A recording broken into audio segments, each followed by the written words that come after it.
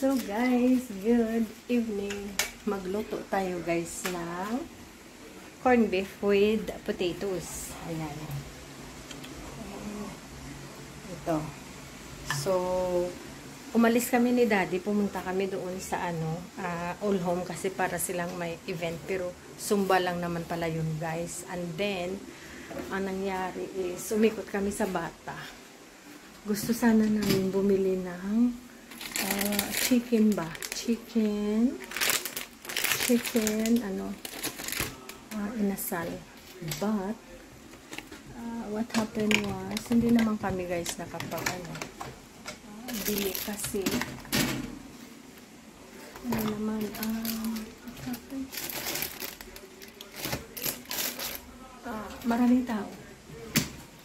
So many people, so we didn't stop. So I said, I'll just cook at home. Tignan natin yan. Okay, magluto tayo.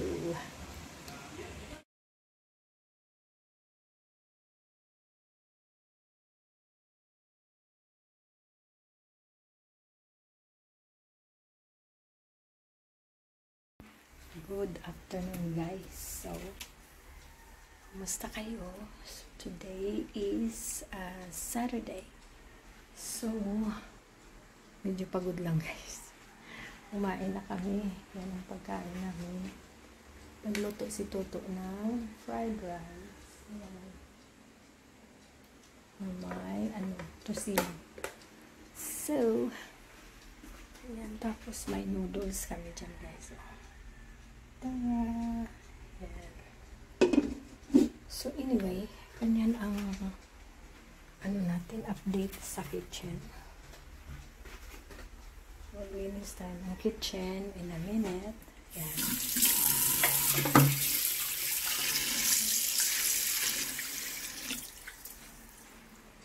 Okay, so let's put the fan on and then punta tayo dito sa kabila. Umaandar yung mga fan sa taas. Ingay.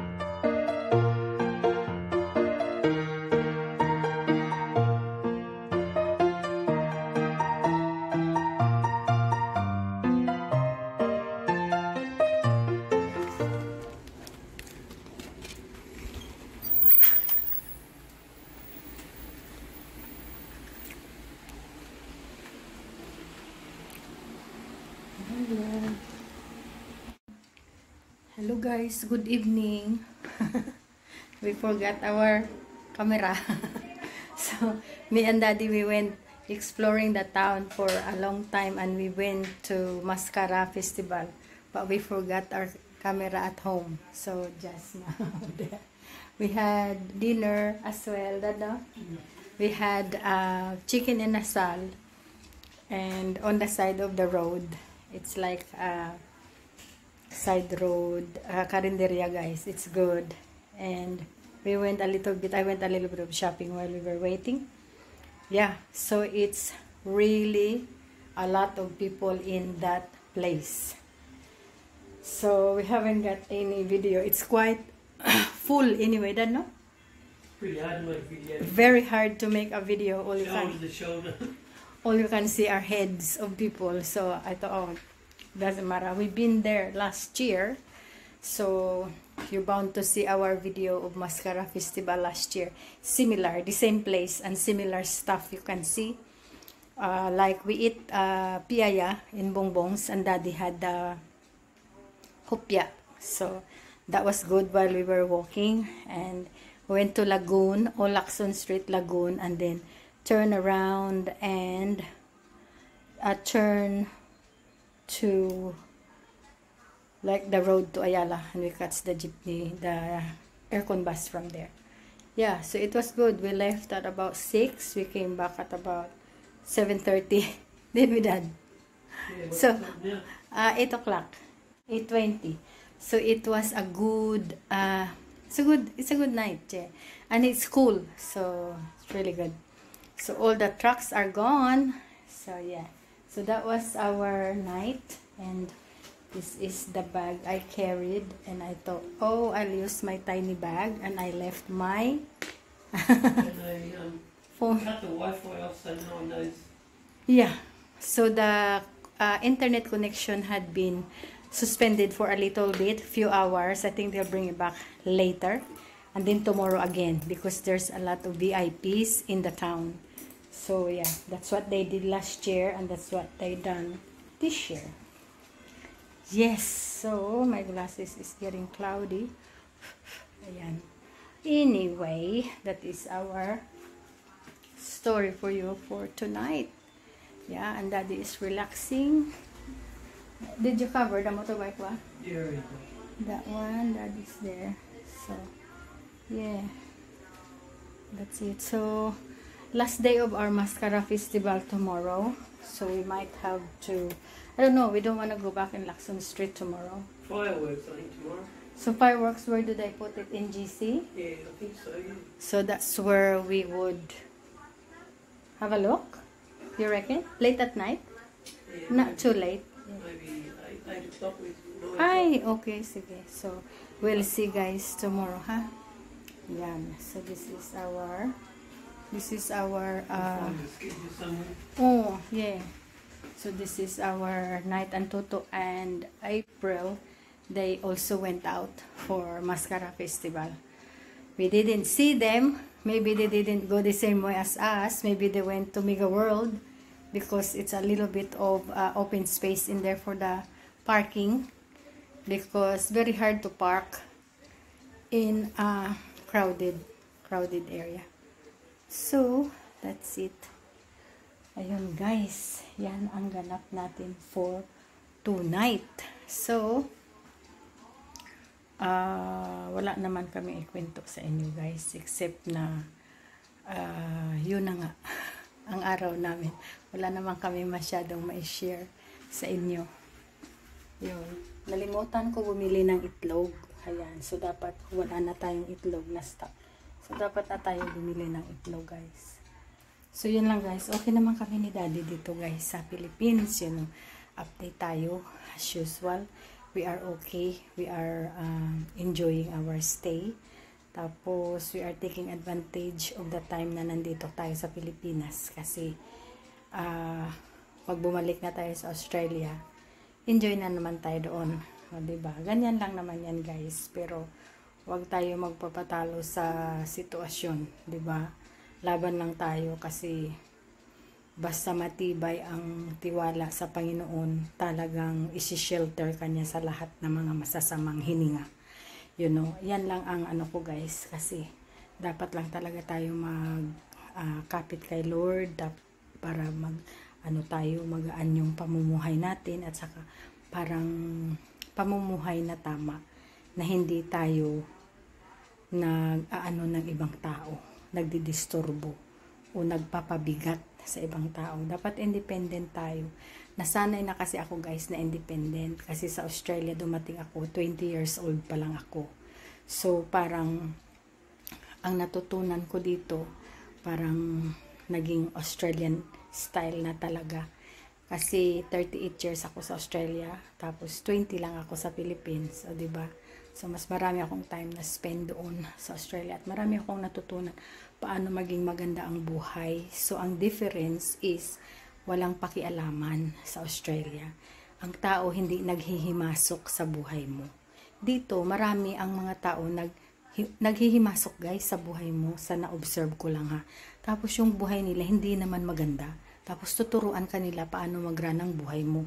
Nakatingin lang ako guys habang nagkukwentuhan sila. Sa isip ko lang, nag-advise ka. Pero tingnan mo yung buhay mo, nahirapan ka. Dapat, bago tayo magbigay ng advice, titingnan tayo ng tao na okay ang buhay natin para maging inspiration tayo sa kanila, di ba? So, Lord, talaga. Anyway, so, ayun. Parang minsan, very frustrating, you know. Pero minsan, close your eyes na lang talaga, guys. And have fun and enjoy. Yun na lang. Close your eyes. Kaya, ganun. Pero sa totoo lang, guys, yan ang dapat. Magiging inspiration tayo sa ibang tao. Sa ano natin, improve ng buhay natin. Hindi yan sa pagmamalaki or sa pagyayabang. Kung di, pag may natutunan sila sa technique ng buhay natin, nakakatulong tayo sa kanila, di ba? Kaya sa Australia, walang pakialaman. Bala ka sa buhay mo. Basta mabuhay ka, magtrabaho ka, sariling sikap ka, you know. Walang pakialaman. So, ayun. Which is, doon ako nasanay sa buhay na yun. So, kung tutuusin, pag ipantay ko ang 38 years ko sa Australia, kailangan ko ng 18 years dito sa Pilipinas para pantay 38. Diba? Marami pa ako guys ang ma-learn dito in a way na i-take away ko yan pagbalik namin sa Australia. So sabi ko salamat naman. Pero sigurado ako guys, sa umpisa pa lang, kasi fast learner talaga ako. Sa umpisa pa lang guys, sigurado ako na hindi ko na mamimiss ang Pilipinas, you know. Sa mamimiss ko yung mga tao na mababait sa amin, talagang sila siguro ang babalikan ko. Even just to see them kung kaya ko pa. Pero salita na hindi na, wala na. Ay, nakita ko na lahat. You know, tapos parang sawang-sawa ka na sa mga ganap sa ng ibang tao na gusto mo na lang mamuhay ng tahimik at saka pag may 20 million ka sa tabi mo. Diba? So, yun. Ang buhay ay maganda kung walang nakikialam. You know? So, salamat lang tayo kay Lord na we are very blessed to do that. At saka, alam mo sa sarili mo na kahit na papano, binibless tayo ni Lord talaga. So, thank you Lord for everything that you have given us here in Philippines at saka ang starting namin sa Australia na naging ganito yung buhay namin. Always thankful and always grateful. Ayun. Ngayon, wag na lang natin intindihin ang mga tao na hindi naman natin yung ma-share ang mga experiences na ganun. Pero, in saying that, kung i-plaster talaga ng mabuti, maganda siya i-share kasi para aware ang mga tao at saka para pag ma-experience nila, hindi sila ma-depress. Kasi sasabihin nila, ay narinig ko to noon. This is true. Nangyayari ito. Nangyari sa akin, nangyari sa kanila. So, I'm not excused. Ayun ba? So, ganyan. Continue tayo guys ng buhay natin dito sa Pilipinas. Tapos in time, bubuksan natin yung mga story na namin, na-discover dito. Isa-isahin natin yan. And para aware din kayo, pagdating nyo dito, medyo may mga equipment na kayo paano kayo makakasurvive dito. Marami talagang Pilipina at mga Pilipino na ayaw talaga tumira dito for these reasons alone. So, kaya hindi lang pera guys ang issue nila. Marami pa. So, comment nyo na lang kung ano ang mga issue na yan, you know. Kasi ako alam ko na rin, you know. So, kaya naaano din ako sa mga kababayan natin na gustong tumira dito sa Pilipinas. Tapos ito ang ma-encounter. Ayan. Hindi ako guys excuse na daanan ko din. Sakit kaya.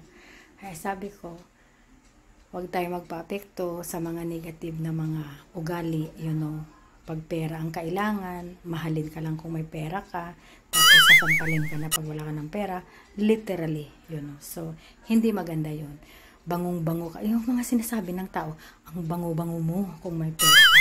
Tapos pag wala ka ng pera, halos susukahan ka na sa harap mo. Something like that. Sabi ko, wow, ito pala.